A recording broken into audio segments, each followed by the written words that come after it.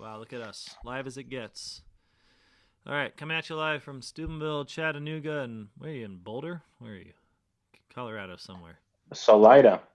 I can't even say that.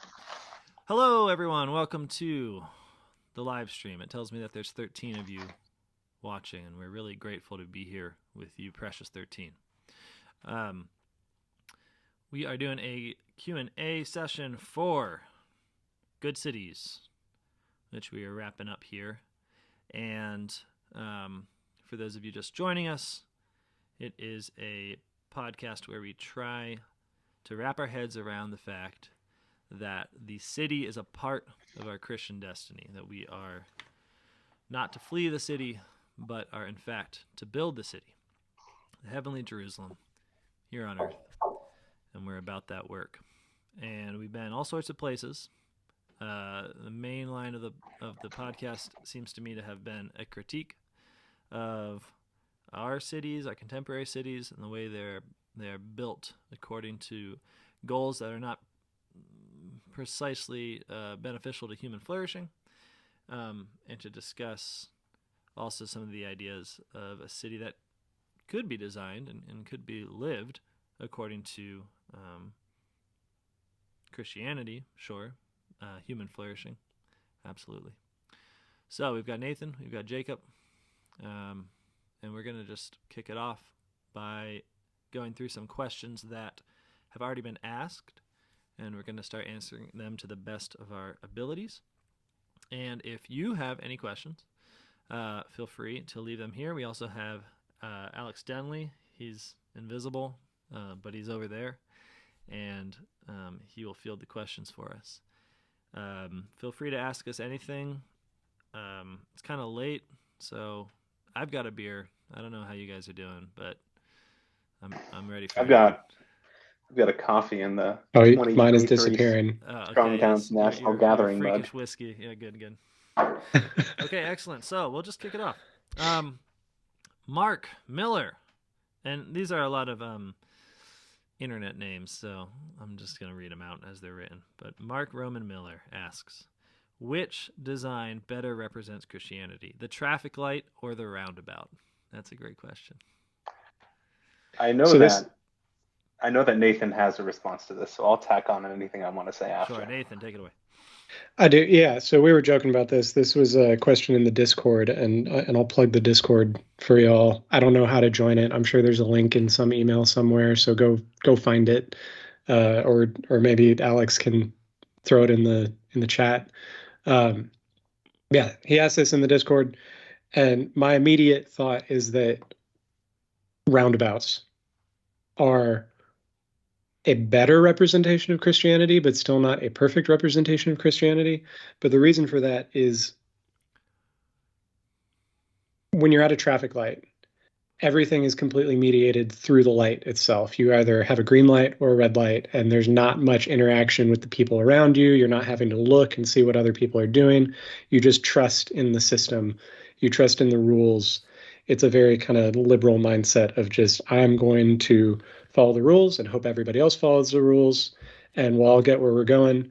Whereas when you're in a roundabout, there's a little bit more, looking at the person next to you, making eye contact. Are they going to follow the rules? Are they going to yield?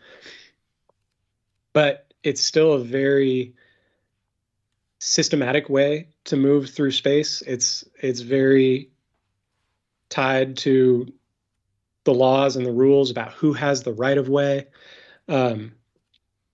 And so really, I mean, the most Christian way is to go about on foot. And when you are at an intersection, people just weave around one another and actually engage with one another in real time rather than relying on this complex system of rules. So that was my immediate kind of thought. I'll let Jacob tack on whatever he wanted to say. No, I think you got at some things there that I was thinking. I think as well, when we're thinking about Christian cities, with Aquinas' definition of sustainability, or of self-sufficiency in some regards, I think that requires civic leaders to be able to look and be very lean when it comes to construction. Lean urbanism is a phrase that has floated around kind of the strong towns, new urbanist space for a number of years. But I think a roundabout is less energy intensive and less capital intensive as well, because when you have stop signs, obviously you're requiring electricity for that, and you're also most likely requiring the pressure pads that are going to be beneath those stop signs, right? And this is all things that need to be financed and consistently funded. That electricity, it could be cheap, but over the lifespan of a city, a couple $1,000s each year adds up, and that money could be spent somewhere else. Whereas with a roundabout, like Nathan said, it requires you to have basically more competency in driving. And I think maybe not all of us have found a roundabout or been frequently in roundabouts, because they're not as common in America as, say, Europe. But I think we've all been at a four-way stop with just stop signs. And as silly as it seems, like you really do feel more like a driver, like a competent driver, when you're having to negotiate four people at a four-way stop. I mean, there's like jokes of it, right? Who goes first? But you have to talk to the person across from you. You have to look at them, be like, "Are you going? Am I going?" I think it's not as much that with roundabouts, because it is more efficient in its circulation. But the energy that is that you give, or the energy that is given to stoplights, is you don't use that energy because it's you who's expending energy to figure out, can I go now? It requires you to be more intentional, and it saves the city money. And it requires you to treat the people around you like people.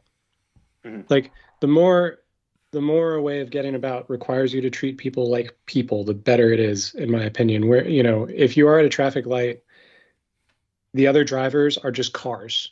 Mm-hmm. You don't even see the person behind the steering wheel or behind the windshield, because you don't need to. It's just an object in space. It's not another person. And this contributes to all sorts of things, like that mode of thinking of just, this is another car rather than this is a person, because they're concealed. Mm-hmm. Leads to all sorts of terrible outcomes, road rage, all sorts of stuff, because there's no indication that the person on the other side of that interaction is a person. Whereas at a four-way stop, you actually do have to have that like eye-to-eye contact of, hey, are you going? Well, we just both arrived at kind of the same time. Yeah. I'm going to recognize you as a person, and we're going to have this silent interaction to try and figure out who goes next. Well, this is what the four-way stops is evidence of the kind of the limitations of liberalism, right? Because technically there is a law, right? That when you come to a four-way stop, right, it's the person to your left given a simultaneous rival that has the right of way. I believe this is the law. I could be wrong. And the reason I could be wrong is because no one could possibly obey that. The moment they get there, there is no way you are going to consign yourself to the law and its efficacy. You are immediately going to look at the other driver.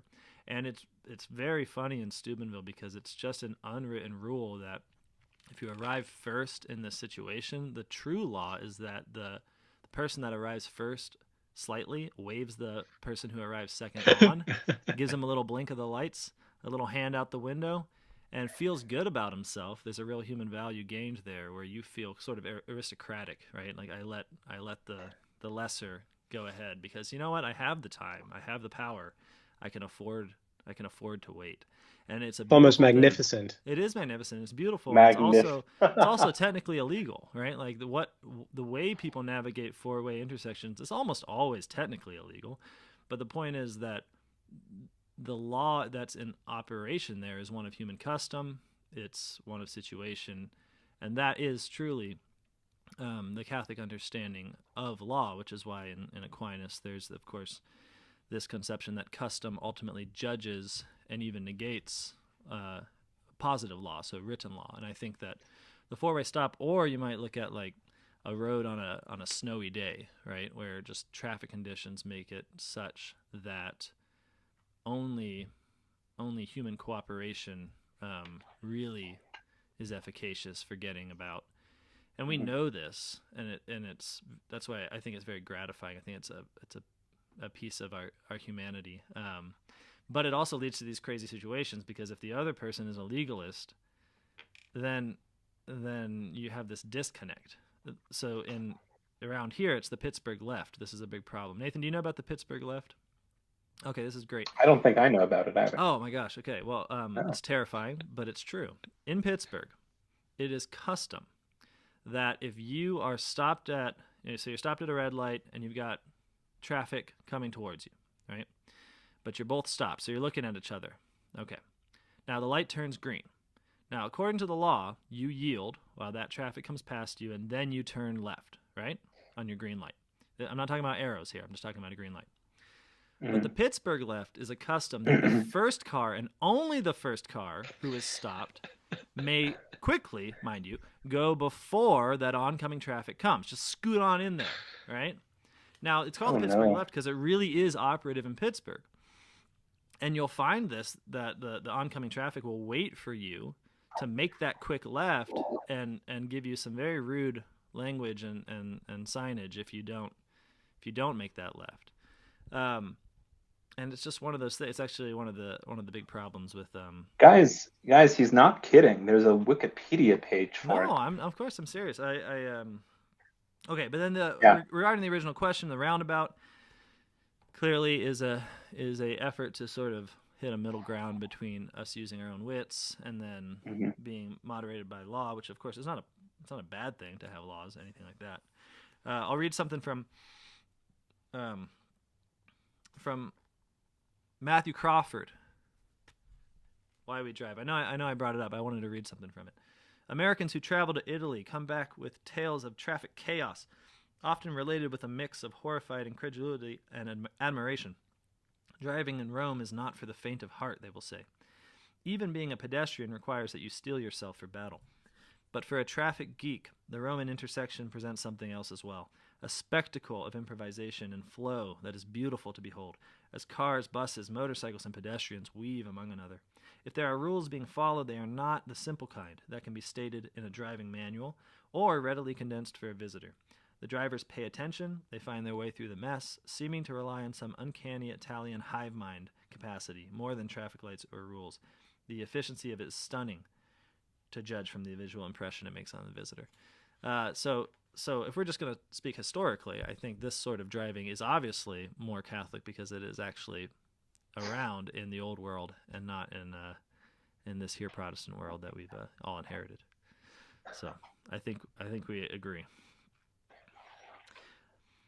Although, I mean, the circle, I mean, if you're going to talk the shape, I mean, the circle's a bit pagan compared to the lovely cross, the cross of the traffic light intersection. So that does lead me to... That's true. I mean, something there. All right, we feel we've exhausted Mark, Rome, and Miller. Thanks for the great question. Question from the chat you might find interesting. Thank you. This is Alex, the ghost in the room. Yeah. Question in the chat. Any merit to the idea of using military bases as models for city building? Obviously, their end goal is not human flourishing, but that is one of its intermediate goals. Oh, man. They usually strike everything necessary for living and working within easy walking distances, etc. So. You know, can I take this one just because I grew up on military bases? You can take it. You were a child on a military base. I was in the military. Yeah. So, no. But this is so true. So I'll first just speak to the truth of it. A military base is typically built, again, from the ground up, but with a mind of keeping everything in a walkable or at least a very commutable distance, precisely because the base is supposed to be a self-sufficient world in a way that no other place is. The people who are in the military have to stay there and be on call for various things, and so you have your commissary and your various entertainment centers, but they're all very close, and this is especially true overseas, where you're also creating a sort of American bubble in Germany or in Korea or something, and so it's especially apparent there. And I remember as a child biking to church on a British or a NATO military base in Germany, or biking everywhere really. So it really is the case that weirdly America has found a place for the village, the sort of commutable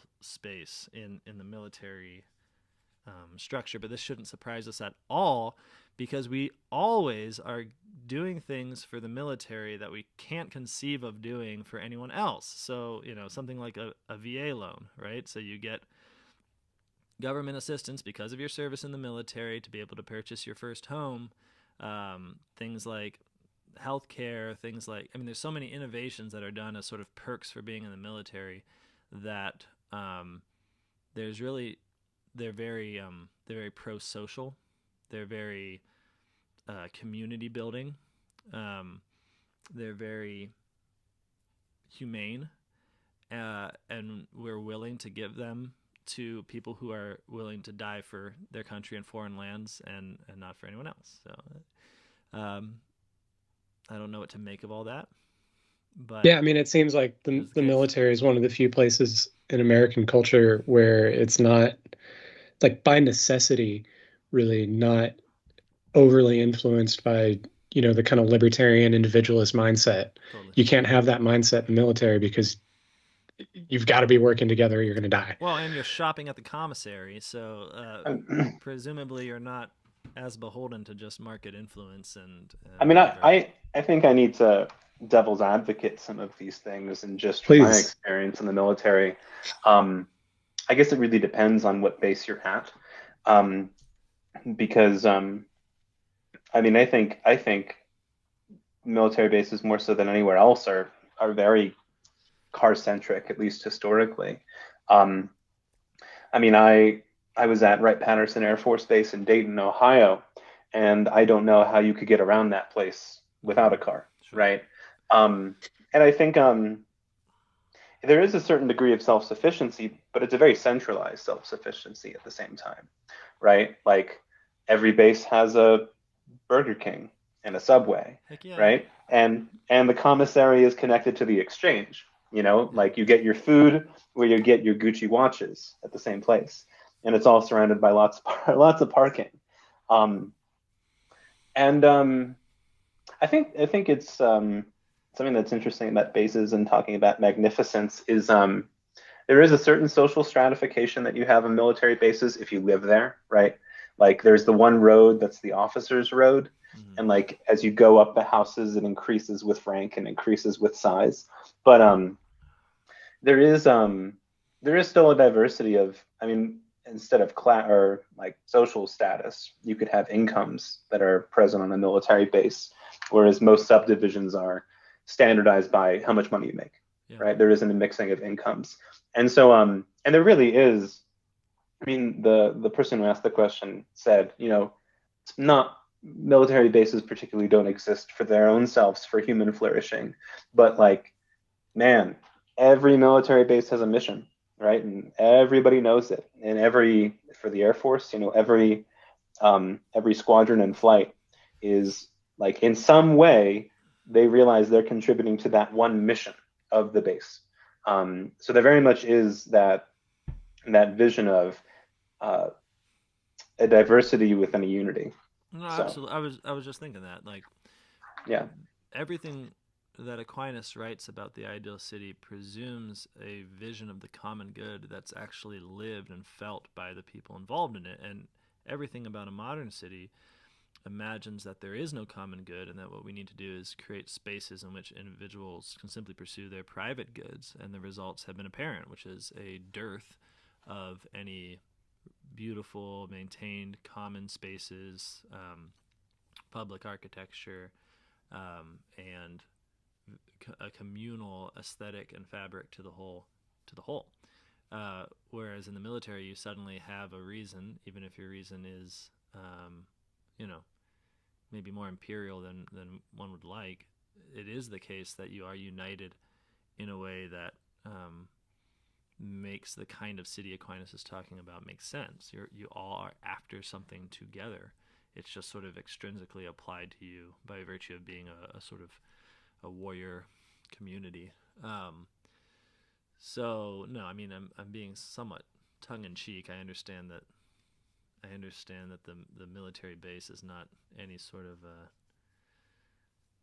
of ideal here, but it does definitely create something to look at and say, oh, well, if we had a sense of the common good that wasn't applied extrinsically, but was actually because we all belong to the same parish, for instance, then some of the sort of natural development structures of military bases would be apparent to us too. Like, well, let's put the grocery in a nearby place. Let's have a spot for kids where they can all walk to it, that sort of thing. Yeah, I think that's fair to say. That's a great question. I have more in the chat. All right, well, we'll do one here, and then we'll do one in the chat, okay? Is there a similarity to St. Benedict's rule for founding a monastery and St. Thomas's description of a city? Mark Aurel Evangelista asks. I have not read the rule of St. Benedict, so I cannot speak to this with any depth. You sounded like you're about to say, but nevertheless, and then give a totally unhinged opinion. Okay. But he really meant it. No, I'll try and keep my opinion hinged. A cardinal opinion. The rule of St. Benedict does seem very, from what I know of it, I mean, it's very specific what you do at each time of day. It's a very rigorous order of life that might not be the best for the laity. Well, unless you're fascists. The fascist laity can live. Well, in the city. I think I don't know if the question exactly is, and I guess this is my interpretation of the question. I'm not reading the question particularly as,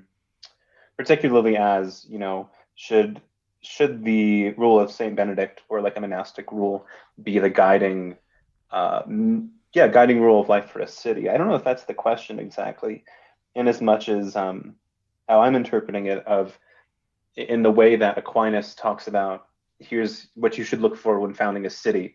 Is there something for the monastics? Or here's what you should look for when founding a monastic community. Because historically, like, the great cities of Christendom founded themselves around monasteries, and over decades and decades and decades, you have these Christian metropolises.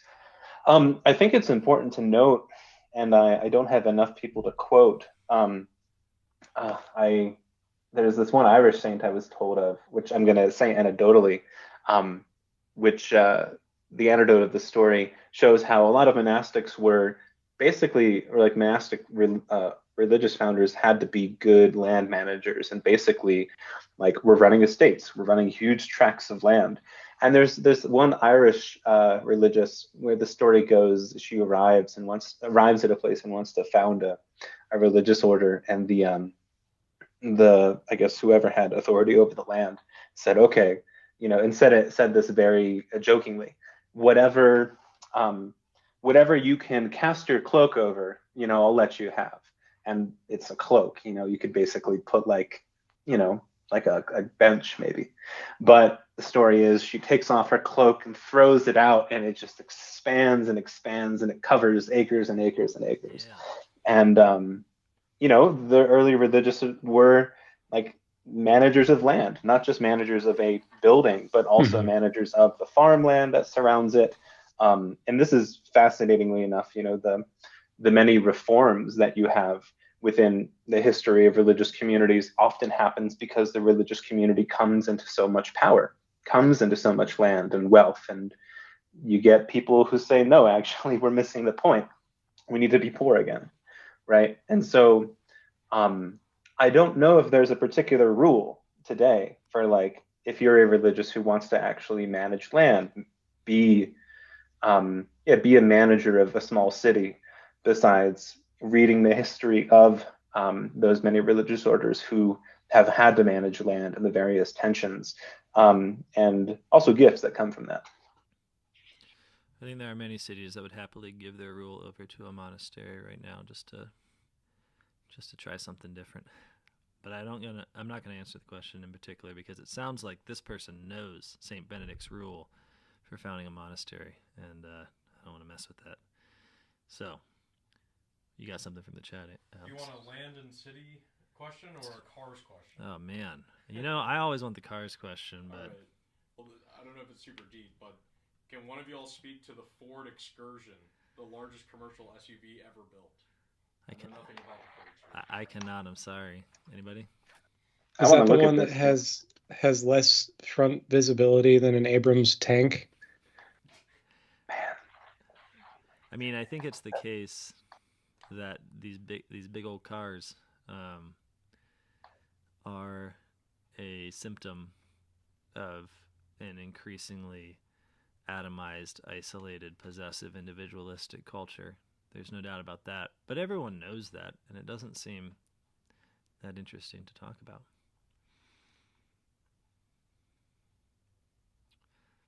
I think this is not exactly the Ford excursion, but the YouTube channel Not Just Bikes has a very good video, somewhat flame warsy video, but I think it's great, on trucks and basically his own takedown of trucks and big vehicles. And one of the points he makes, and Nathan, you might have made this in one of our car episodes, is that cars are getting bigger in part because of they promote it as a safety feature, right?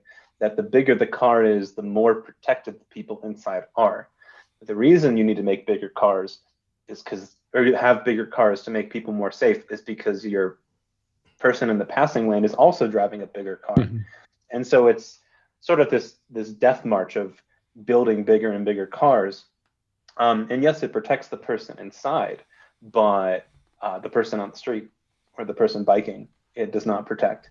Yeah. Well, and there's always the risk compensation factor that many of these things forget. So in pretty much every study of seat belts, they find that people that wear them drive more erratically. This is one of the problems with the efficacy of condoms, actually, which we don't need to go into too much, but basically it's just that whenever you have a device that says, hey, you're risk-free now, I mean, it doesn't take a genius to realize that this psychologically promotes riskier behavior precisely because you think there's no risk. And so there's a kind of, there's something fatalistic and like Greek and tragic about it. But whenever we take on more and more safety devices, we also take on the burden of riskier behavior as a society at the same time.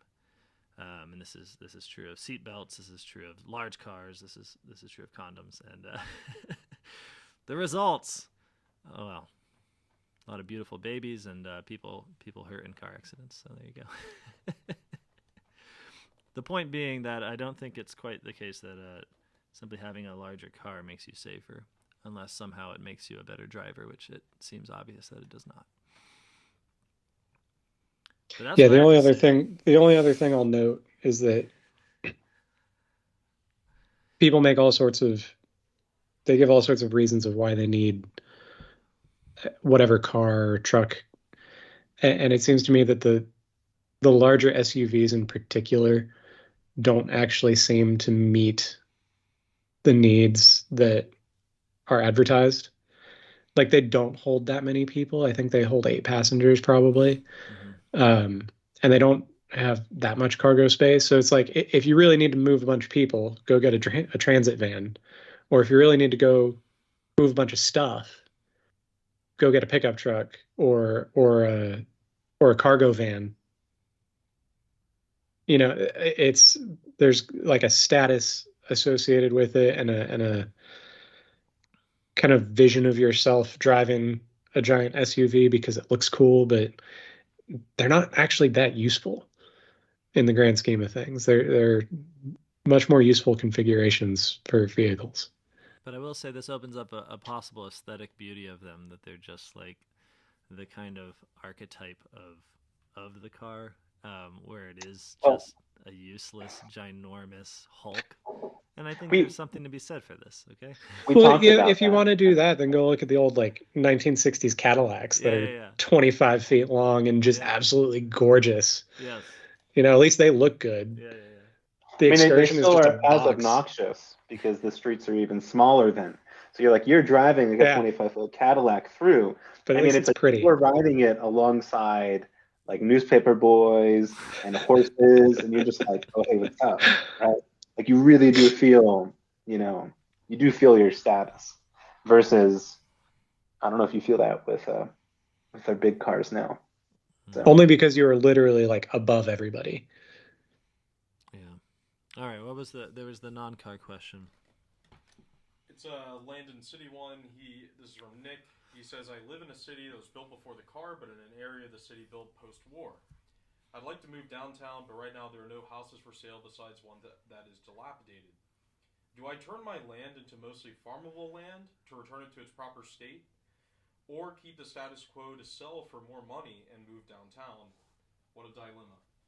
I'm sorry. Can you, the very first part, he said he's outside of the downtown. He is. But there's dilapidated properties next to him. Is that what you're saying? That he wants to move downtown, but they're dilapidated properties. Oh, okay. So he'd have to really work it up.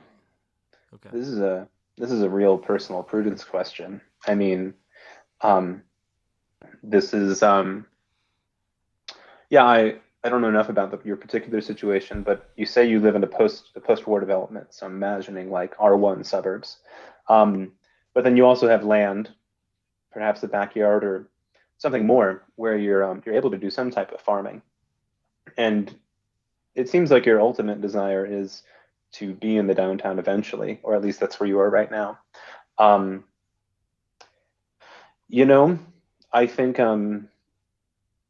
think it wouldn't hurt to whatever land you're on to do some type of tilling and keeping, like even if that is a basic garden in the back, right? Well, if you're also concerned about really wanting to try to make the move to the downtown, not wanting to tear up the backyard so much that like the person who buys it is now inheriting, like chicken runs and all sorts of things. Unless you find a person who finds that valuable, then more power to you. I hope you meet that person. But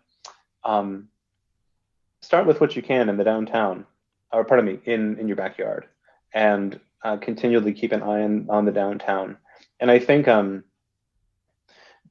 just generally, if you're looking for a house downtown, get to know, if you don't already, people who live in the downtown neighborhoods that you're interested in, because then they can also keep an eye out for you for houses that might not be yet on the market, but that will be in short time. And those people who are renovating them, looking for someone good to sell to, you could be on a short list because you know people in the neighborhood.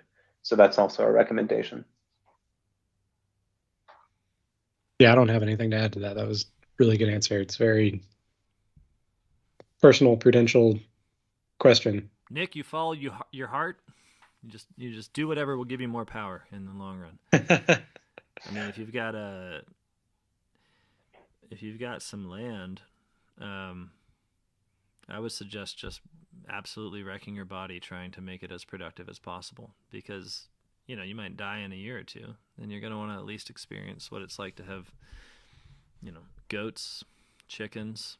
You could build a tiny house and then go live in the tiny house and rent out your house to people in order to pay back your mortgage while you're in the tiny house, and just get to know them, and then you're scot-free. I mean, it sounds like he might already own his house, actually. I'm not sure. It seems to me that there's a lot more possibilities there in that first space. But if you're looking for a community and you're feeling a little lonely, man, there's nothing like a downtown. I can speak to that. So make up your own mind. Don't ask questions to people on YouTube. All right. Henry the James asks, so what is the solution for the isolated rural farmers? More town centers? Right now, all my family live in such a situation and are dependent on cars and rural roads to get to the nearest town train station 20 miles away. Yeah, this is a really good question. And I know a lot of people in this exact situation. There's a family we go to church with. Actually, they listen, so they might be listening now or later. But we get our eggs from them. They're great. But he's currently wrestling with, I've got this land. We're out in the middle of nowhere. Do I start building like a little village? Or, do I have the capacity for that even? Or do I focus more on the farming aspect, et cetera? But I think there's a lot of room. And there are going to be a lot of legal hurdles and a lot of infrastructure hurdles. But there is a lot of room to build new villages. If you can get enough land together and you can get enough people together who are actually interested in living in community, you can build a village that is, ultimately the seed of a city that has the proximity, the walkable nature, but also the kind of self-sufficiency that Aquinas talks about. And again, it's not going to be easy. It's not going to happen overnight, and you need people with you who are willing to go after that same vision. And it's also very easy to kind of turn it into like a cult, and you have to watch out for that. I keep trying. People say that it's easy to become a cult, but I am trying so hard to turn Steubenville into a cult, and it just keeps slipping from my grasp. So I wouldn't bank on that. Just saying, people are pretty resilient. I mean, that's because Steubenville is like already a city. That's true. With people, and we've already had a lot of cults. To be fair, we had cults. We had cults in like the 70s and 80s. Yeah, we did that. We did that. It was cool. We did the cult thing. That now. So. Yeah. When you're bringing a bunch of people into a new space, trying to build a new community, there's much more risk of like there's a much bigger risk of becoming kind of insulated, cultish. Whereas if you're moving to a small city, and it might be small and it might have like aspects of what could become a cult, like Steubenville, but not. It's still so much its own place, so independent, and there's so many different types of people. It's actually diverse enough where it does have resiliency to that kind of insular nature. One thing I would say is that to Nathan's point, developing a common land from the get-go seems to be a very helpful, not solution. I mean, this is a problem created by the very way we have built this nation. So I think I would caution anyone in thinking that there's some like 5 steps that you can take to solve the problem of rural isolation when you're up against basically 100 years of it's more than that. Just unfortunate decisions. I mean, you're gonna run into, if you try and do this, you're going to run into your local zoning board telling you that every house needs 3 acres and that they can't be closer together than 300 feet or whatever. Like actually forcing you into individualism through it really the depends. law. And even if you're trying to not live within city limits, right? Many counties have county zoning, right, that are going to govern that anyway. And so it's a great challenge. I think, though, if you get enough people into a relatively common place, there are long-term opportunities, especially if it's a small town, of really making friendships with people who are already there. And if you're not able to change the county laws, right, you can work to buy land that is close enough and adjacent enough to an established township. And then over a number of years, and I know this sounds like a big project, but this is something you could practically do. You could potentially annex that land that you've been working and people have been living on, that's contiguous to an existing township, annex that into the township.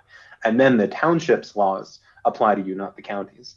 And that still requires you to work with the township, ultimately get to know the townspeople and talk about changing these codes and changing these laws. But you're getting back more to how are we living a life together in common, right? Why are we changing these laws? What is it allowing us to do? I do think it does take magnificence still. I mean, to buy land, as expensive as it is, especially if it's contiguous to a city, that land is going to be more highly speculated often for development. But it also depends on what kind of city that you live in. I mean, if we're talking about a small town of under 300 people, that's perhaps more likely a good scenario. But if you find yourself just living the city life except for the fact that you're not in the city, then you should move to the city. So if you find yourself commuting every day to bring kids to school, if you're commuting every day to go to church, if you're commuting every day to do any sort of sports or shopping, and you're just bringing everything back to your homestead, and you're finding that you don't even have the time to actually have any sort of self-sufficient life, either for yourself or to invite others into, because it's all spent driving to various centers where you can get the commodities you need to then bring them back to your rural life. Then I think you need to take that to prayer and ask the Lord if this is the kind of life He wants for you.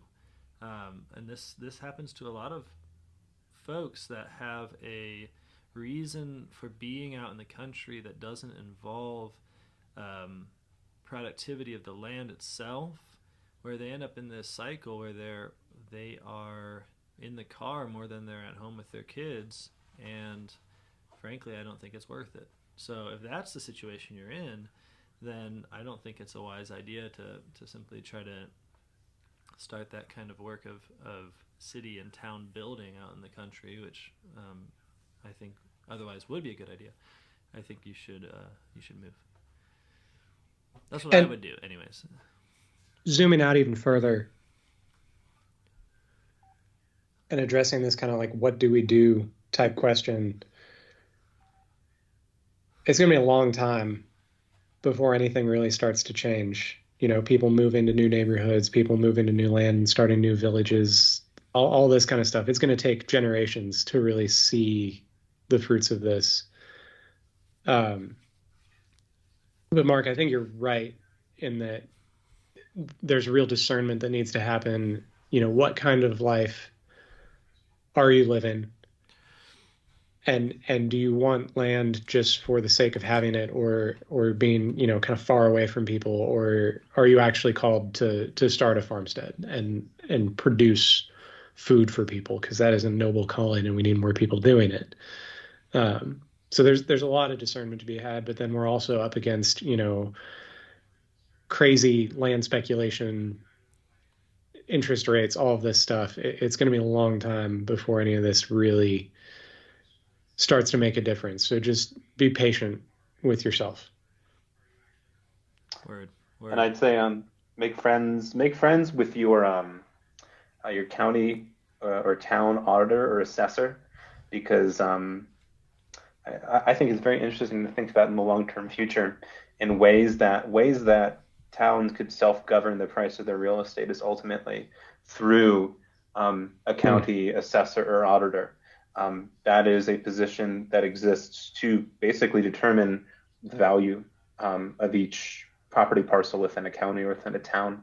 And those values can get updated regularly. And there's some very interesting studies about how in today's market, some property parcels are undervalued for the rich and overvalued for the poor. And so the poor actually subsidize the rich. There's some very good Strong Towns videos, or Not Just Bikes video that brings in a consulting firm called Urban 3 that I recommend. So get to know your county auditor or assessor. David Jaco asks, I have a family from, and also a family that lives in the coal region of northeastern Pennsylvania. What would you classify coal towns as? Not quite city, not quite suburbia, definitely not country living.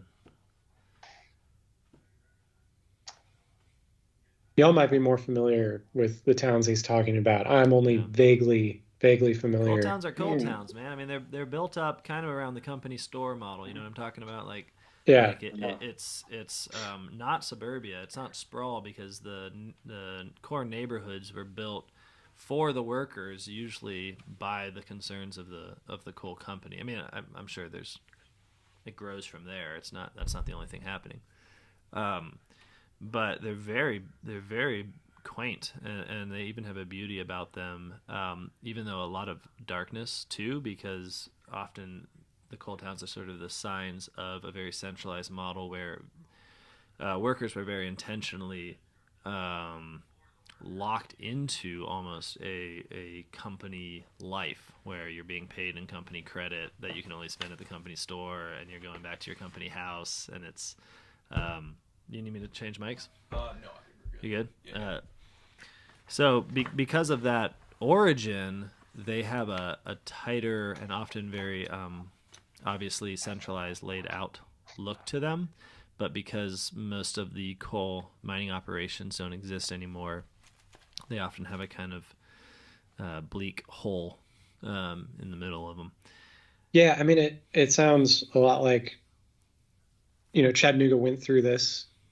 Steubenville is going through this, just trying to figure out like what is the purpose of this city moving forward? What is the vision that we're all working towards now that the industry is gone? Yeah. What do we do? And it seems to me, I don't know what the land is like, but I mean, if the Darties are anything to go by, then maybe it doesn't matter as much as people say. I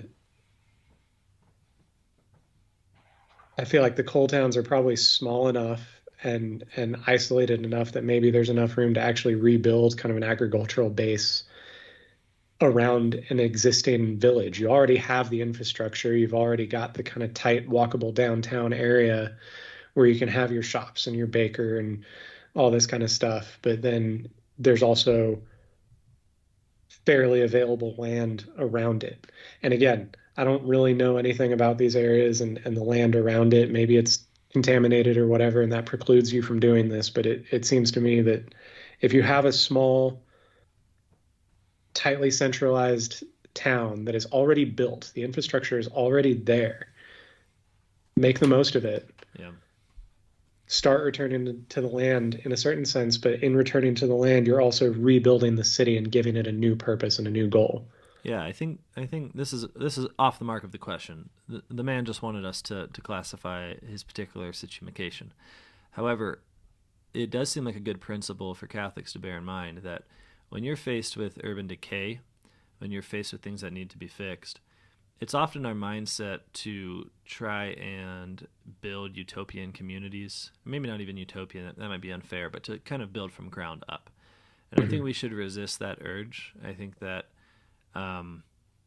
Pope Francis especially has really, I think, called us to look towards the existing reality that's given to us and to try to do good with it. So I think there's a real emphasis on the restoration and the fixing of buildings and the taking on of admittedly challenging urban decay and trying to be a source of hope and a source of light and a source of revitalization and restoration. I think that should motivate Catholics more so than the idea of simply, having enough capital to start from scratch and build an ideal village, an ideal community.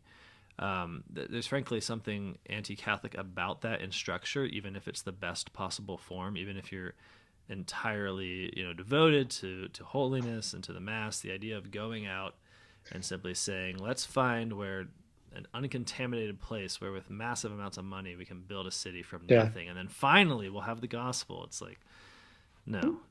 We need to show the gospel. I mean, is evidenced in its healing power.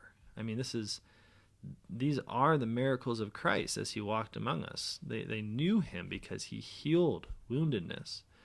This is why the crowds flocked to him. And Catholics should imitate Christ in this sense and not simply look to the ground up model, but to look to the healing model.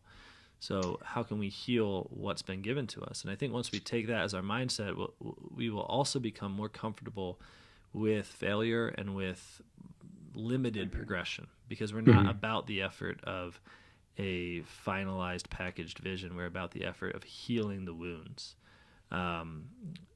Anyways, that's and I think to take what you just said and actually answer his question directly, how do you classify these areas? I would classify them, unfortunately, as failed cities. There are cities that started and they had all this investment, and then the investment pulled out and they just kind of started to fall apart. But there's hope in that, because Catholics are really good at inhabiting the bones of old empires, and taking over those structures and sanctifying them. And in a lot of ways, there is even more opportunity in a place like that than there is in an already established city where you already have tons of speculation. You already have, when is the newest Chipotle come in? When is the Starbucks come in? Yeah. You have all of this investment, quote unquote, but it's not really trying to build up the city for its own sake. It's trying to pull it into a larger global economy. Whereas in the coal towns in a failed city, you're not going to have that, because the investors look at that and just like, why would we even bother?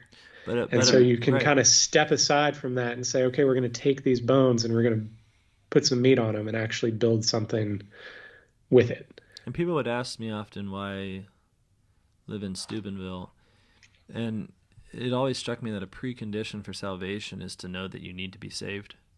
And it's a great difficulty within quote unquote well-functioning cities that no one knows they need to be saved. If you come and tell them, you're in mortal danger and you need Jesus Christ to lift you out of the mire and into the light, they're going to say, what are you talking about? Every day I go to Panera Bread. What could be better than that?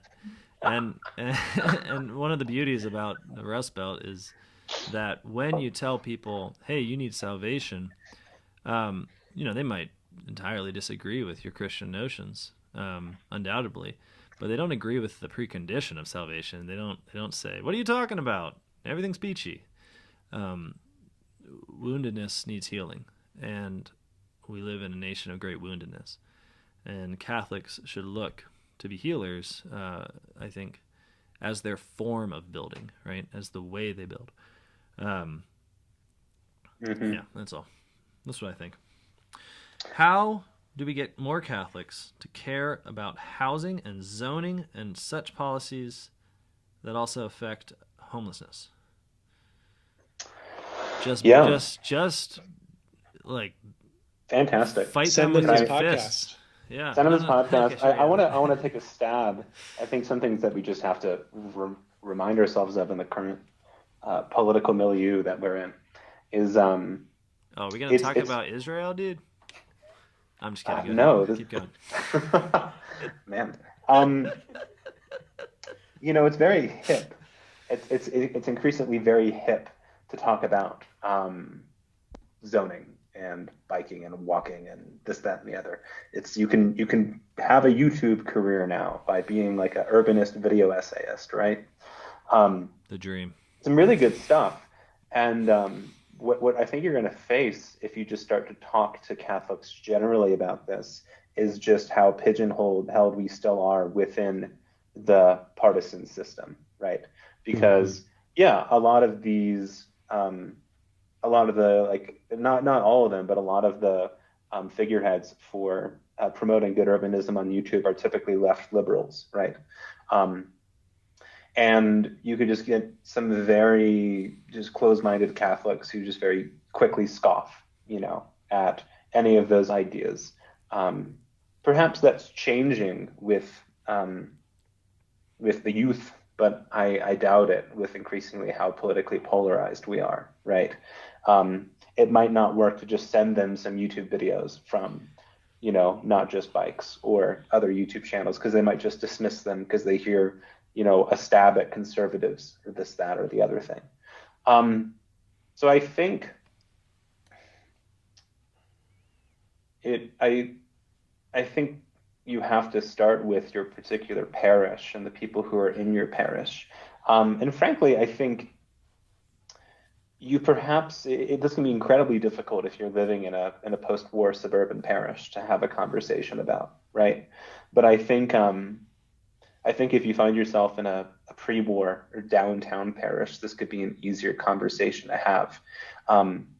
Most likely, everyone's going to have to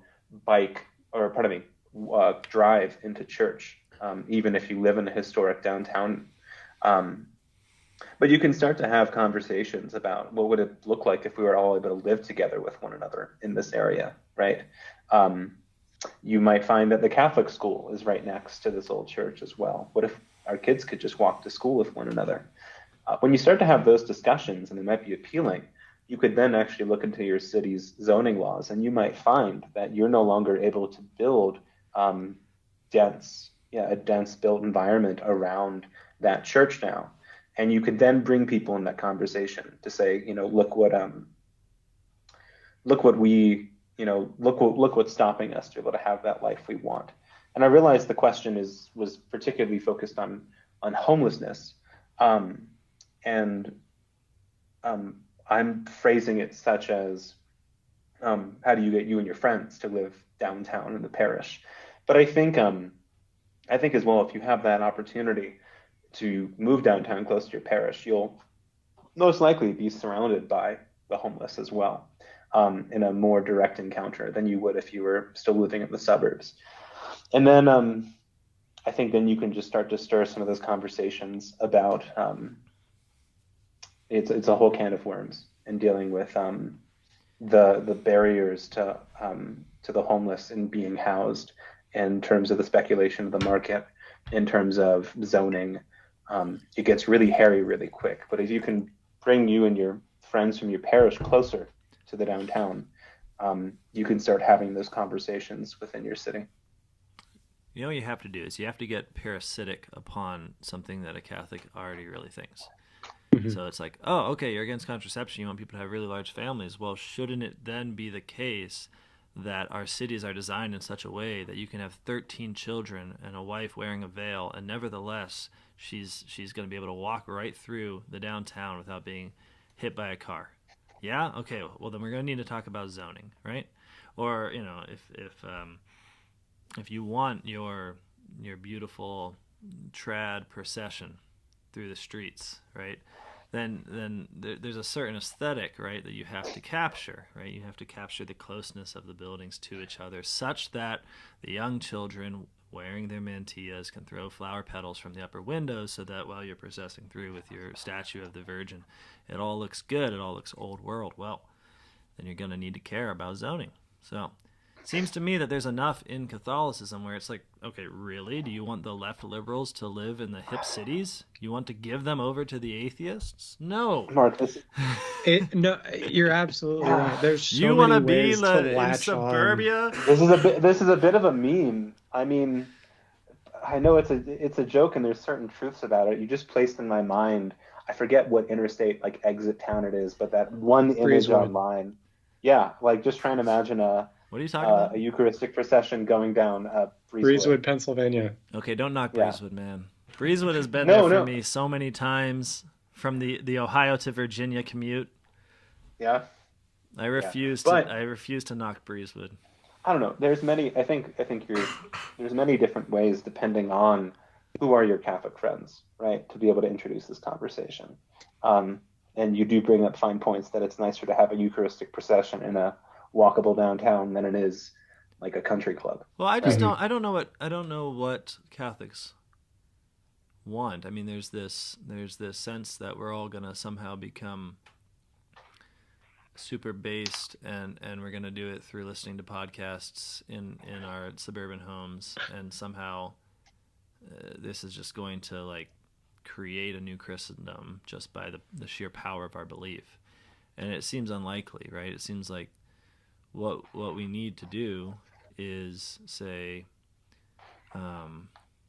turn to our cities and our communities and see the needs and the wounds and the honestly sometimes crises of homelessness, and to be healers again, to heal, to bring Christ's healing to places, because the society that results from healing is it's a beautiful one. It's a beautiful one. And so it just, I think the general, if I could just say that there's been a general shift, and I often talk about shifts in culture as if it's not just something that I've gone through and I'm applying to everybody else. Like, hopefully you've gone through it too. But I think there's a shift to this idea of Catholicism as a belief system that doesn't really have an effect on the social order in which you live in. You just sort of hold it as an interior set of propositions, and then you go about your merry way until you die. I think that is falling by the wayside, and what we need to encourage is the idea that Catholicism is most fundamentally social. It's a way of being in the world for others, and that it creates a city. It creates a place. It creates a way of interacting with others, and desires in which the love of neighbor and the love of God are the order of the day. And so there's a reason why people spend tons of money to go to old Catholic towns in Europe on vacation. It's because they are looking at the fruit of the love of neighbor and the love of God being lived out. And it might be fossils, but they're fairly long-lasting fossils. And so we need to, seems to me, do the same sort of thing, which is to demand holiness from each other for sure, but to demand a kind of holiness that expresses itself in the building of the world in the image of God. Well, I'm getting preachy. This is the problem with doing a later night. We usually do this during people's workday, so nobody watches. But the one other thing I would mention is there's a book called Sidewalks in the Kingdom, and if your Catholic friends are going to balk at anything written by a Presbyterian pastor, maybe don't recommend it. But if they're okay with that, it's a great book, and it addresses so many urbanist questions through an explicitly Christian lens. That's awesome. And I think we haven't mentioned it yet, but in episode 6, we hinted at a resource list that we never posted with that. Nathan and I put one together, and it's in the description of this video. So right, that Alex? Is one of the recommended books are there. Is this true, Alex? It's true. Yeah. Confirmed. It's true. It's true. So that and more in your description. Nico Mago asks, okay, there's like 2 questions here. How do you view gentrification? Is it a necessary evil? Okay, no, this is one question. How do we develop impoverished areas that are often ravaged by violence and drug abuse without kicking out the people that previously lived there? This is something that... It's getting a little close to home, bud. If you start getting into local politics or local planning, whatever, this comes up very quickly. It's an issue everybody is dealing with. Every city is trying to deal with this. And I want to immediately just draw a distinction between gentrification and displacement. Those things get lumped together all the time. And they're related in so many ways, but I do not think they're related by, like, intrinsically connected. Gentrification is essentially, you can define it however many different ways and define it in a way that conforms to your priors. So I guess I'm probably guilty of doing this, but I see gentrification as being improving an area, raising property values, getting more amenities, things that most people, if you ask them, actually want. Even people who live in these areas. There's a neighborhood just down the street from me. I know the city councilwoman, and we talk all the time about, hey, there's a developer trying to come into this neighborhood, and there's a handful of people freaking out about gentrification and displacement, but most of the people are really excited to see development in their neighborhood because they're proud of their neighborhood, and they want other people to be proud of their neighborhood, and they want other people to come there and spend their money and develop it and improve it and make it better. Mm-hmm. And I think that's what we should all want for our neighborhoods. We should always be constantly trying to improve them.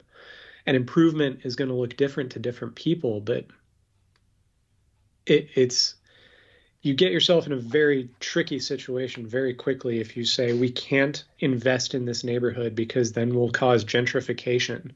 And so you're caught in this catch-22 of, okay, there's this underinvested neighborhood and we have to invest in them. Well, no, you can't invest in them because then you're going to cause gentrification. You've got to pick one.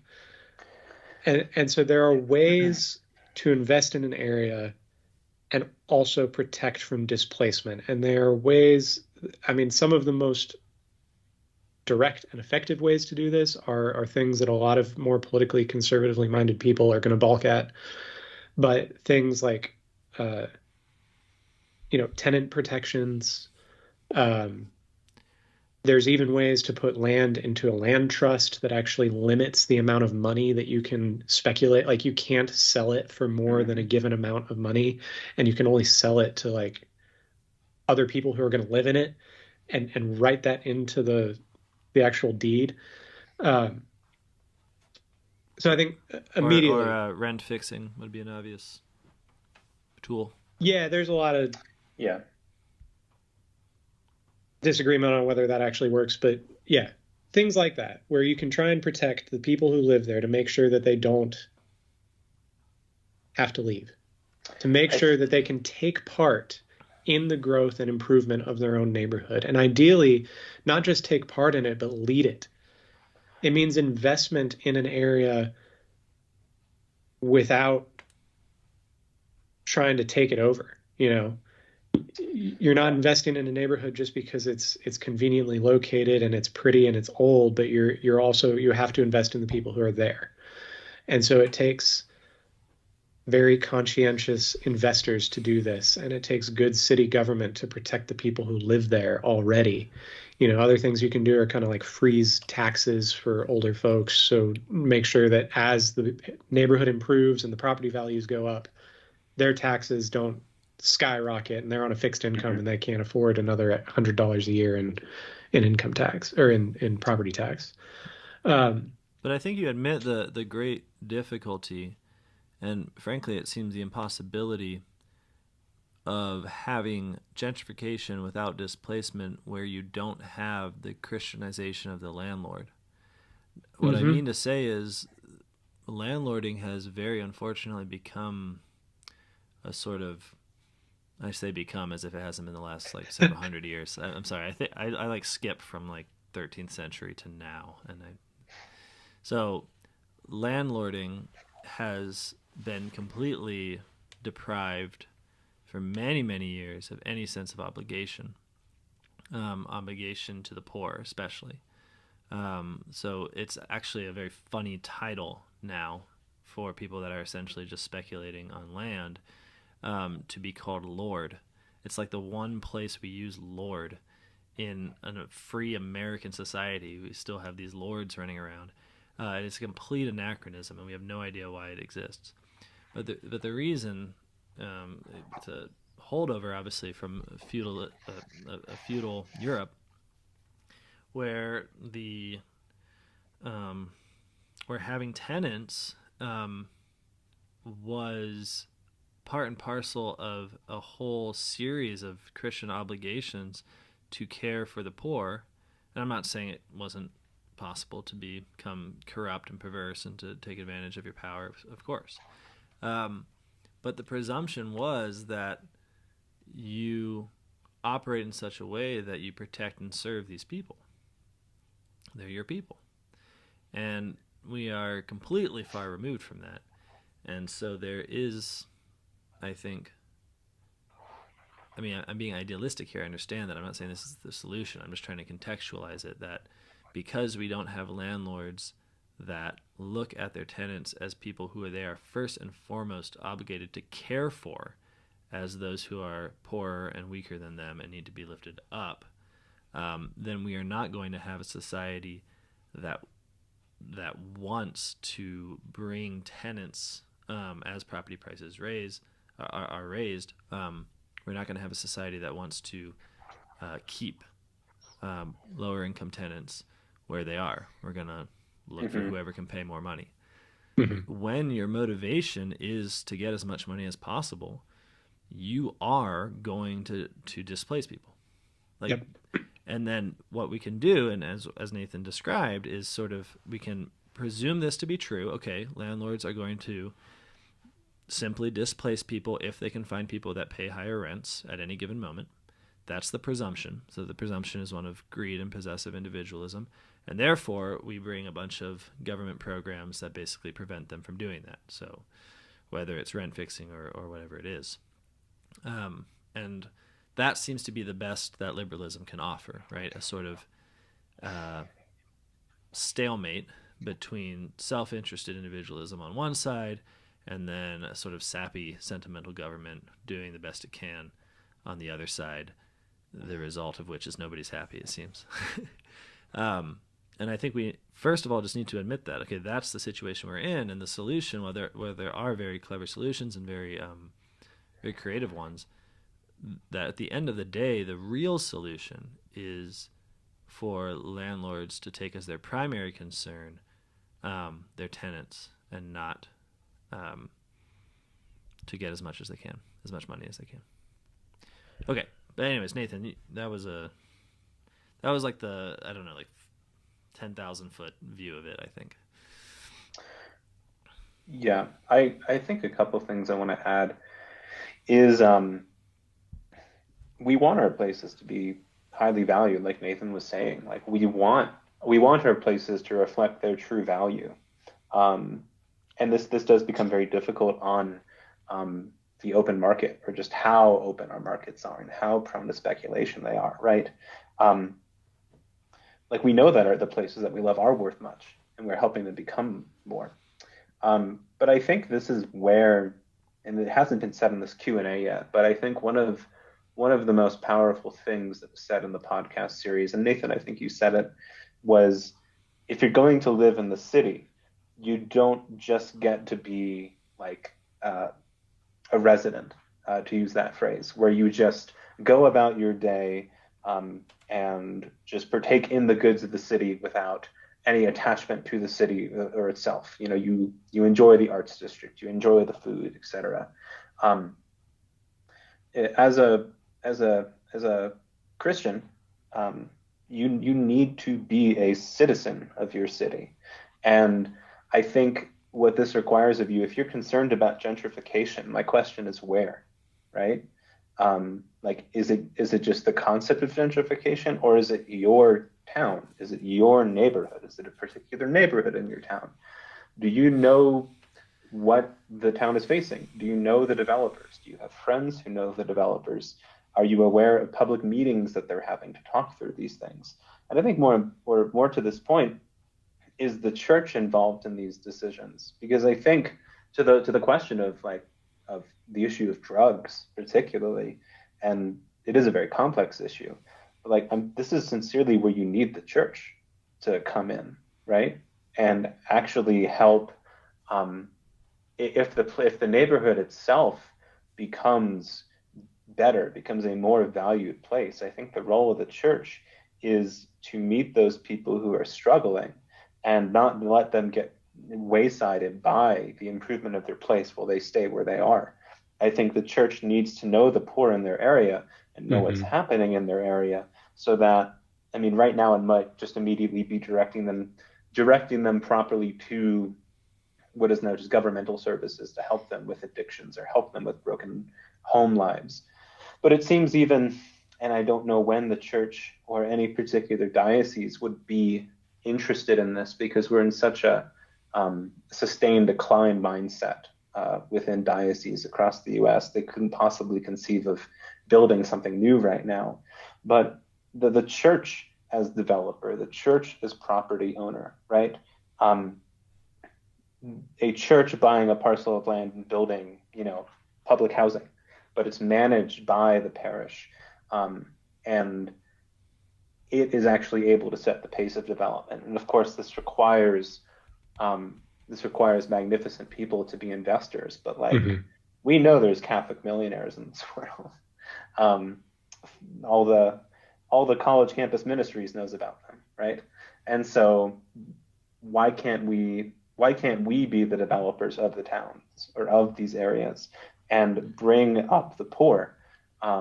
Both materially, but ultimately spiritually, showing them Christ by showing them also a life that we can live together now in this neighborhood, and helping. I think, and Mark, you got at this about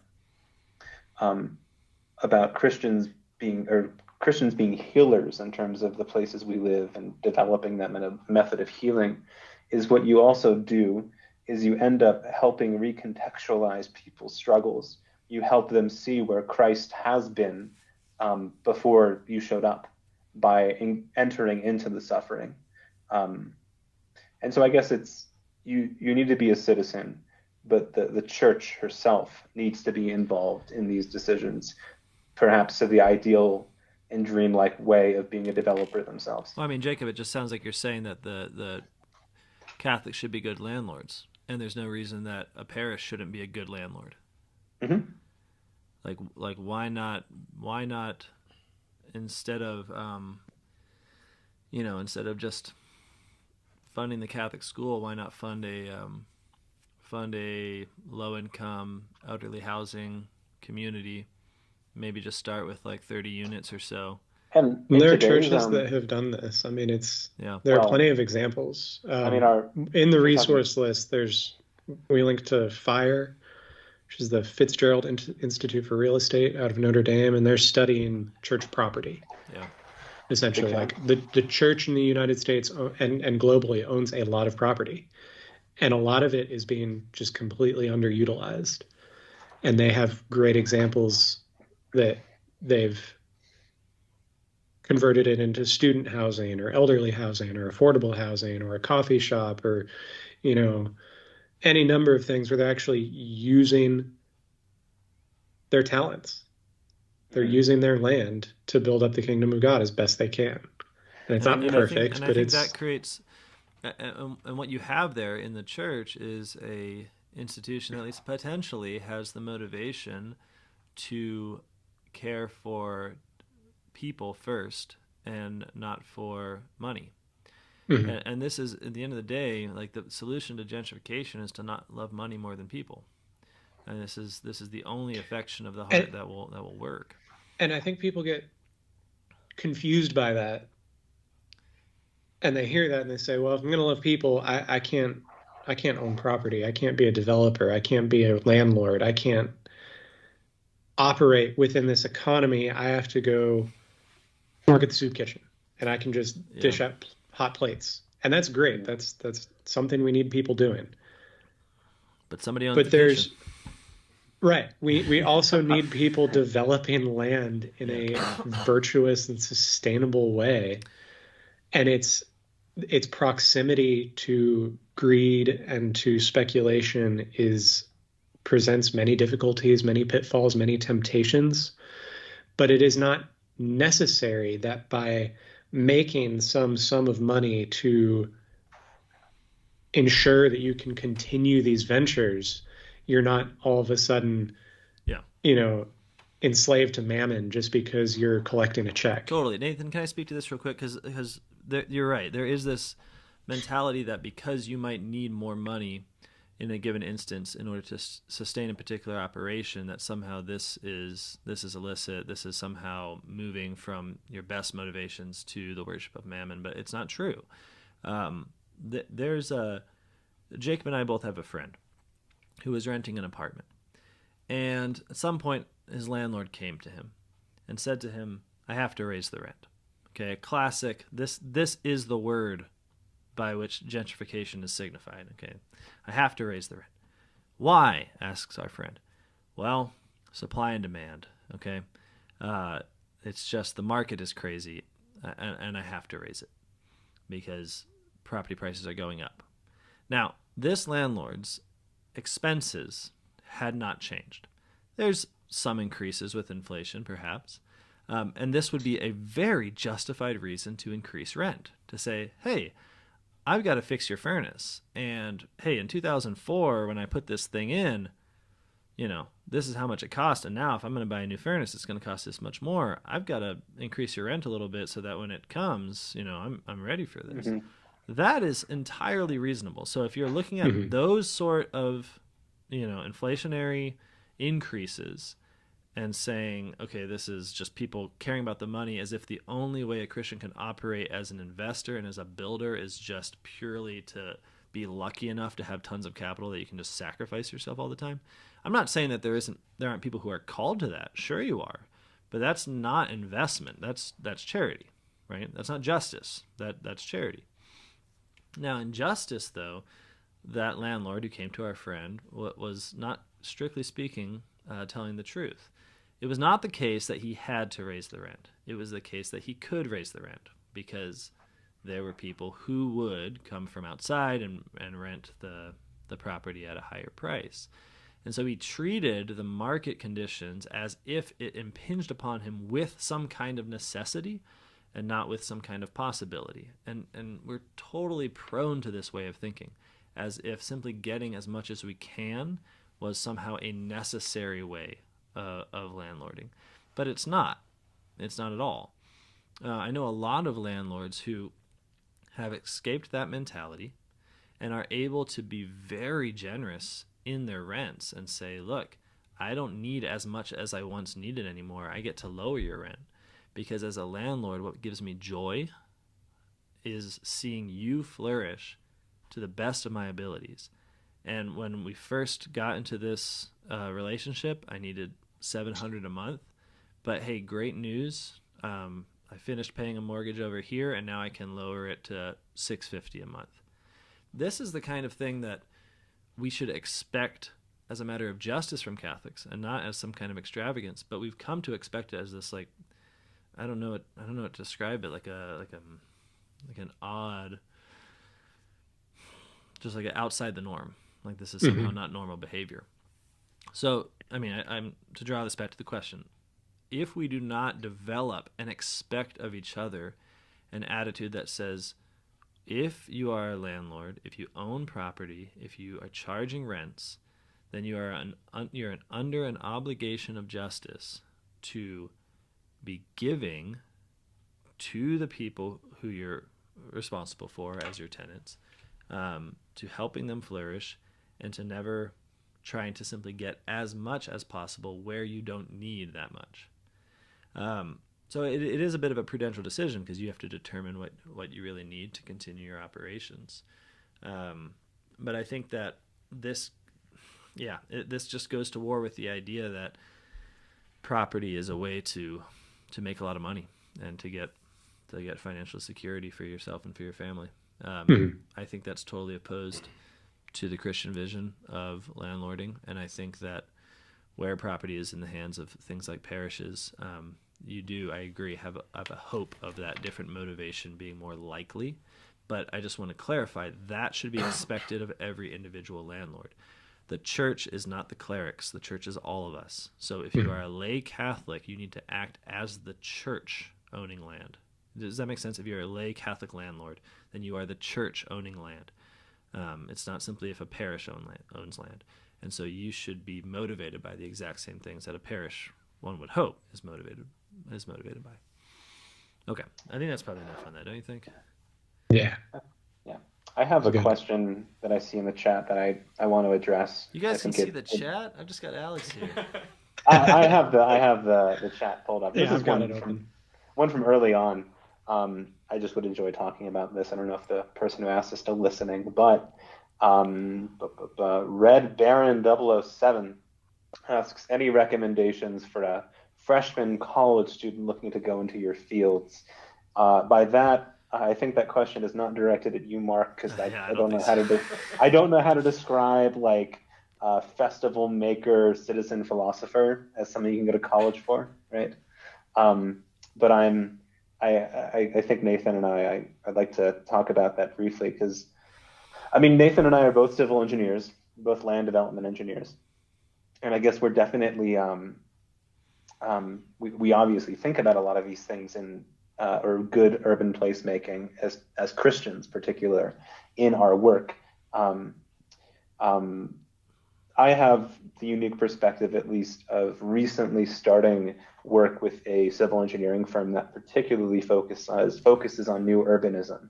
As you might have mentioned or remembered from the last episode in this series or in this season, the Congress for the New Urbanism is a professional organization which is oriented for developers, engineers, architects to reignite the imaginations of how to build a good built environment, and also breaking down the legal structures that stop these things from being built.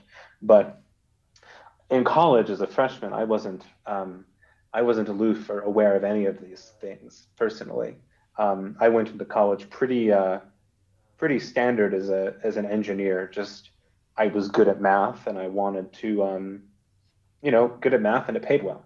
So let's do it. But I discovered these things through just happening upon strong towns as I took like an urban planning elective the first semester of my freshman year, and especially becoming Catholic in college, and then later discovering the social teaching of the church, I started to like realize the obligation that I had as a Christian, as an engineer. And frankly, it's been like charting my own path and trying to figure out what that is. So just advice that I have, I think, as a freshman or as a young civil engineering student, you'll be presented with various fraternal organizations you could join. One of them is ASCE, the American Society of Civil Engineers. And I was not as involved with it in college, but I think you can get a mixed bag within that group, particularly discussing good urban placemaking practices, because ASCE is pretty standard, pretty cut and dry. Were you involved with ASCE in college, Nathan? I went to a few meetings. I was a member for a few years after I graduated, and then read Chuck Marone's article about why he left, and pretty soon after I just didn't renew my membership. So yeah. It's a very conservative, like small c conservative, stodgy organization. Yeah. So that's most likely what you'll be presented with as a freshman or a young engineer is, hey, join this, right? Go to conferences, boost your professional affiliations. But I think that honestly, try to find ways, and something that I've learned about that the Congress for the New Urbanism has, and I don't know if this is a recent thing, but they have basically student chapters of CNU at universities that can be started up. And this is a really great way, I think, as an engineer, a student engineer, something that you'll find as you especially get into your higher level classes is just how siloed you'll become. Mm-hmm. You're going to spend a lot of time focusing on your math and focusing on your physics and hydraulics and structures, etc. Geotech. Steel design manual. Yeah, mechanics and materials, all that good stuff. But I think once you actually work as an engineer, at least at a private firm, you start to realize how you're interacting with architects, you're interacting with developers, with contractors, with city governments, right? Something like a student chapter of CNU that I believe would help with it breaks down those silos amongst even students. And so this is a thing that you can, as an engineer, perhaps start up, but you can be inviting poli-sci majors, you can be inviting architectural majors, you can be inviting like business majors to talk about these things and really get in the weeds of how our built environment is currently made. Mm-hmm. And as a student, try to attend the Congress for the New Urbanism, try to attend the Strong Towns National Gathering. There's student discounts for those things. And if you're in a city, in a college town, odds are you're going to be surrounded by a lot of hip development that's all walkable and cool like that, right? So keep aloof on city council and what's getting built in your town, what's going before a zoning appeal board. See if you can sit on those meetings, meet those developers who are building that type of development you like seeing going up around town. Yeah, that's just some ideas. Yeah, to piggyback off that, for civil engineering specifically, but also I think this is good for most people in college. Try and become a generalist if you can. Like, there's some monetary value in getting into a very specific field and being really good at one very particular niche thing that only you can do or only a handful of people can do. But to really build good places and build good organizations requires knowing a little bit about everything. So if you're in a civil engineering degree program, try and take some architecture courses or some architecture history courses. Try and take some urban planning courses if they're available. Try and get involved in things outside of kind of the civil engineering bubble. Like Jacob said, zoning, politics, all of these things that you will end up dealing with, and it will help you to know what is going on. I mean, personally, I've been so well served in my profession by knowing so much about zoning that as a civil engineer is a little outside the norm. Yeah. It's not really our wheelhouse. I constantly am sticking my nose where it doesn't belong and talking to planners and architects about things that are their profession, but offering my input and ultimately getting a lot of respect for that, because by knowing those things and being able to talk that language, it leads to a better product. It leads to a more unified team. You're not butting heads because the develop or the planner is trying to do a mixed use walkable neighborhood, and then you're over here as the engineer just slamming them over the head with the MUTCD. You can actually step back and say, you know what, you've got a point. Let's see where we can pull back from the manuals. Let's see where we can do things a little bit differently, be a little creative, and make a better, more beautiful place. That's right. As Aquinas once said, law is just what you can get away with. So we're going to... He didn't say that. I'm sorry. That's scandalous. We have probably time for 2 more questions here. I have a holy hour to do at 10. What are we doing? 9:40. You should only do one question, though. Why? Oh, if you can make it. Yeah, it's just that same. It's over at St. Pete's. Yeah. Okay. So I think they're in the chat. Yeah. Here's one from Nick. He says, what are your thoughts on voting for progressive city council candidates for the sake of walkability, urban farming, etc.? The only issue is that they advocate for celebrating June improperly. Yes. The beautiful, warm, cozy month of June. Yeah, look, man, I mean, let's not spend too much time on this. It's a matter of prudence. You got to really decide. Don't watch TV, okay? That's the first step, because if you stop watching TV, you'll be able to look at the actual efficacy of the particular position that the person's running for, what they're actually going to do, what issues are actually going to come up, and you'll be able to vote accordingly. I mean, I think at the end of the day, if you're looking at your city and you don't have realistically, for instance, any abortion legislation that's going to come up, like if you're in a relatively stable situation, then I think you can prudentially decide, okay, I want to vote for this guy because he's going to get us a downtown where we can love each other in a humane and beautiful way, and I can prudentially expect that he's not going to somehow suddenly be given some power by which he allows an increase of abortion in my city, for instance. So I think, understand what the authority of your city council actually is and what the contours of your local politics are.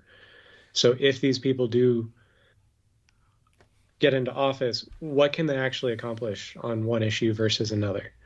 It's entirely prudential. Yeah, and I understand. Exactly right. And this particularity is lost as you move further and further up. And so I'm not even against people just saying, look, I vote for pro-life candidates on a certain level, right? Because at a certain level of whether it's your state governor or the president, you can assume that, well, I don't know the particularities that they're going to face, but they're going to have their hand in pretty much everything, right? So I'm not against the idea of being a sort of single issue voter when it comes to certain levels of government. But when it comes to like your county commissioner, your clerk of courts, your council at large, whatever it is, I think you can be very realistic about what issues they'll face and then go for what you want. And I also think that there's a real ability to get involved in politics, as Nathan has said as well, within your local community. And so I think if you have this sense of like, oh, I have to choose between, a lesser evil here, it might be the way that God is calling you to get involved so you can be that shining, pure, got everything right guy for your city. Yeah, maybe you should just be the one running. Yeah. Just two brief points to that. One of, I guess, a guiding quote for some of the things that I do with Strongtown Steubenville, coming from a guy that Nathan and I love very much, is Blessed Alberto Marvelli, who was a young Italian civil engineer, politician, died in 1946 riding his bike, getting hit by a military truck. But he has a quote that he wrote that was, or he said, which was, before we teach the poor how to save their souls, we must enable them to live in such a way that they might become aware of having one. And I think that a lot of the work that we do with making good places, especially today, within the soul-sucking aspects of suburbia, is that we make built environments that firstly just help people remember that they have a soul, that they have something that is more transcendent through the community enabling aspects of walkability, bikeability, density, these things. And so I think if you're going just from a terrible town that doesn't have anything to something that is more inviting, even if you have a candidate who is, more progressive on certain issues, if it's just at the outset, I think you have a lot of good that can ought to be brought about, that firstly just elevate people, help them remember they have a soul, and that then gives you a better leg as a Christian to even preach the gospel. Mm-hmm. But I think as well, if you're even talking about evangelization, like if you are a Catholic who believes in these things and are then having to work with, someone who's perhaps more left-leaning in certain matters, or hell, even right-leaning, then you have the ability to work together on a common project. And especially in a small town or in a town level, it's more one-on-one, right? And so then that counselor has the ability to get to know your person more. And there is perhaps opportunities for evangelization and talking through these difficult things now that they actually have the ability to do something. Mm-hmm. So, yeah, and I agree. I think more Catholics need to get into local politics. Someone in the New Polity Discord dredged up the old 100 towns by 2020 or 2021. Yeah, we're only at 7, and it's 2023. Yeah. Disgusting. So there's one thing you said that I want to touch on. It's not directly related to the question, but you're talking about, we're talking about building walkable cities. We're talking about dense urban blocks. We're talking about mixed use areas. We're talking about building bike lanes. I want to make the point, and maybe we haven't been clear enough about this throughout this series. I hope we have, but these things are not the ends in and of themselves at all. It is perfectly possible to build a completely soulless consumerist dystopia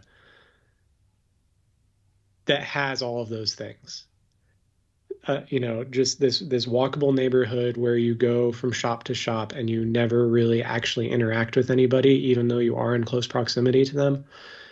The reason we are advocating for these things is not because they are going to make us better people, but they give us more opportunities to be better people and to interact with more people and to evangelize to more people and to evangelize more effectively. They're not the end goal. They're just one of the ways to get there. Yeah. All right. Maybe one more, and then we can call it a day. Yep.